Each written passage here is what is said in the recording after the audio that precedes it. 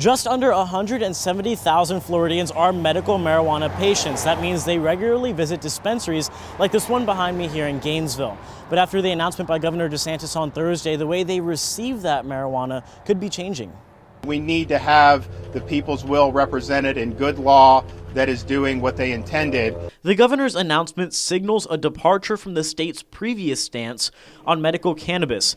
Under the Scott administration, the legislature included a ban on smokable medical marijuana in a law intended to carry out the amendment passed by voters in 2016. A court decision struck down that ban, and the state, under Scott, appealed.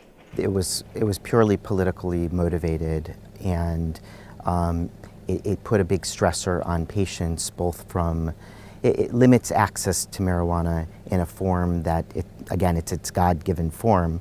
Under the ban, dispensaries could only sell cannabis in forms like vape cartridges, creams, or oil extracts and concentrates. When you distill it and concentrate it, you lose some of those properties, and you also increase the strength, which is not always a positive thing. So this will give better access to people, as well as a little bit more freedom in what the people chose when they voted.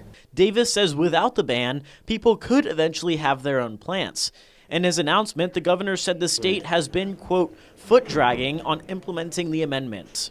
Whether they have to smoke it or not, who am I to judge that? I want people to be able to have their suffering relieved. And so I don't think this law is up to snuff. Governor DeSantis says he also wants to open the market and create more access, possibly signaling an increase in the number of dispensaries allowed.